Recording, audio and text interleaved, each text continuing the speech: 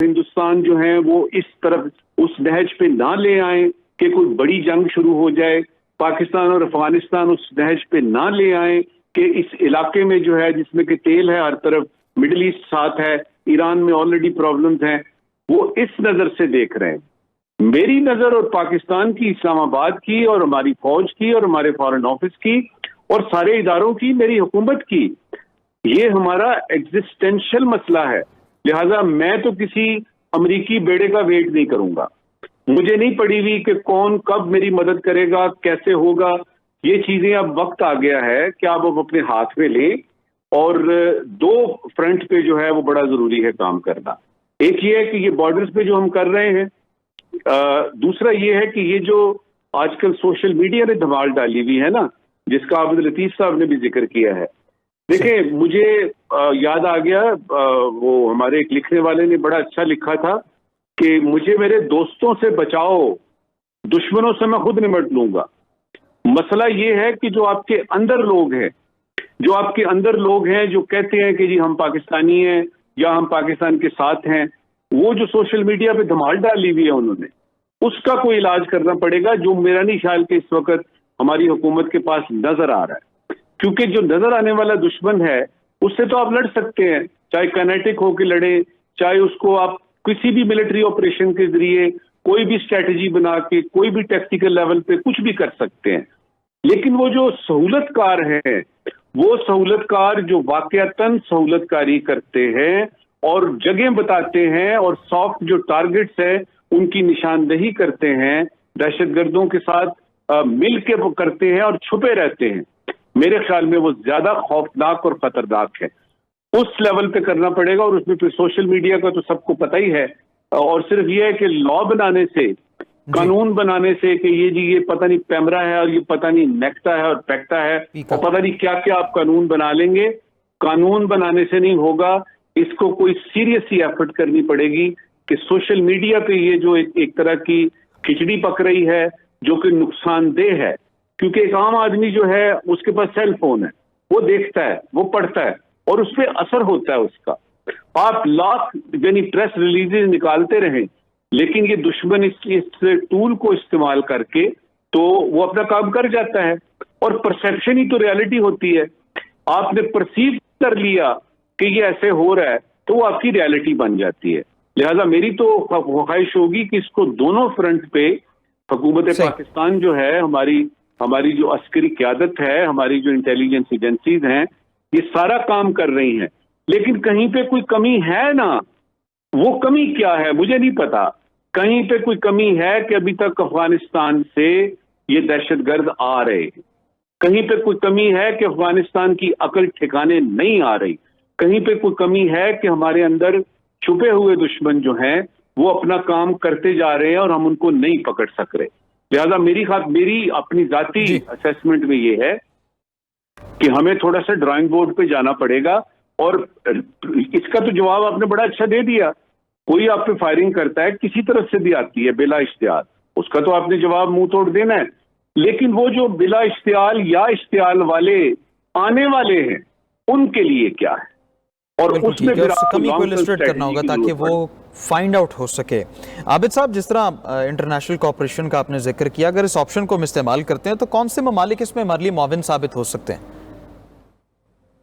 جی دیکھیے، ابھی ندوہ ثاقب صاحب جو بات کر رہے تھے انہوں نے ایک بہت اچھی بات کی کہ جی اب ہم جو 71 میں جیسے بیڑی بیڑے کا انتظار کر رہے تھے، اب ہماری وہ صورتحال نہیں ہے۔ دیکھیں، ہم نے الحمدللہ ہر جنگ سے ایک لیسن سیکھا۔ 65 کی وار کا یہ لیسن تھا کہ ہم، اور 71 کی وار کا بھی، کہ ہم بہت ڈپینڈنٹ تھے امریکن اکوپمنٹ پہ اور اس کا انتظار تھا اور وہ نہیں آیا، تو ہم نے اپنے ملٹری انڈسٹریل کمپلیکس بنا لیے۔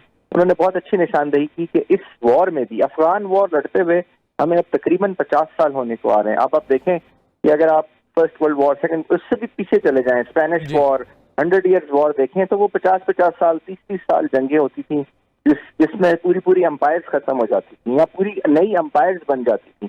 تو ہمیں بھی ایک جنگ لڑتے ہوئے 45 سال ہو گئے، اور ہمیں ایک ہی جنگ، وار آن ٹیرر، ہم نے پہلی جو لڑی یعنی اس ریسنٹ ہسٹری میں وہ 2008، 9، 7 سے لے کے 11 تک کی، جس کے بعد ہم نے کافی حد تک کنٹرول کر لیا اور اب ہمیں دوبارہ سے ایک وار آن ٹیرر لڑنی پڑ رہی ہے.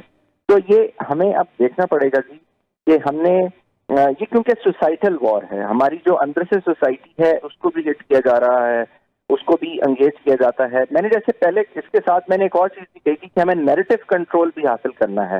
نیریٹو کنٹرول کے لیے اب ہم نے بالکل صحیح کہا انہوں نے کہ خالی لاز بنانے سے, خالی ایک بہت سارے جو ایکرونامز ہیں وہ کریٹ کرنے سے نہیں ہوگا. آپ کو پریکٹیکلی کچھ کرنا پڑے گا, آپ کو انگیج کرنا پڑے گا, آپ کو اپنی جنریشنز کو, ڈفرینٹ جنریشن چاہے وہ جین زی ہے, جین الفا ہے یا جو بھی ہے, آپ کو ان کو انگیج کرنا پڑے گا. آپ کو وہ جو نیریٹیوٹی ہے وہ ہسٹری سے نکالنی پڑے گی. دیکھیے انڈیا پوری نیریٹیوٹی چینج کر رہا ہے, وہ اپنے آرکیولوجی اور ہسٹری کے تھرو ایک نیا ہندوتا کا کانسیپٹ دے رہے ہیں پورے لوگوں کو, اور انہوں نے وہ جو ہندو راشٹر بنا دیا ہے انڈیا کو. تو آئی تھنک اس کے کاؤنٹر میں جب ہمارا دشمن وہ ہے, جب ٹارگٹ ہمیں وہ کرنا چاہتا ہے, اس کے لیے وہ افغانستان کو یوز کر رہا ہے. افغانستان کے اندر اس نے یہ ساری چینجز لے کے آیا ہے. پہلے وہ جو 20 سال جب یہاں پہ موجود رہے ہیں امریکنز اور نیٹو فورسز, اس وقت ان افغان معاشرے کی ری انجینئرنگ وہ کر رہا تھا. وہ ان کو بتا رہا تھا کہ آپ کا سب سے بڑا دشمن جو ہے وہ پاکستان ہے. آپ حیران ہوں گے جب ایون آخری سالوں میں جب نیٹو فورسز یہاں سے جا رہی تھیں تو جو افغانستان میں ایڈ چھپتے تھے اس پہ لکھا جاتا تھا join Afghan army to fight Pakistan. اب بتائیے یہ سارا کچھ ہو رہا تھا, یہ سارا کچھ کیا جا رہا تھا, تو وہ ایک ہوا اس طرح سے بنائی تھی. تو آپ دوسرا سوال آپ لیکن عابد صاحب نیریٹو کنٹرول بڑا پرولونگ پروسیس ہے. اگر اس پروسیس کا حصہ ہم بنتے ہیں تو اس کے لیے بہت طویل دورانیہ چاہیے, تو اس کو کیسے اوور کم کر سکتے ہیں؟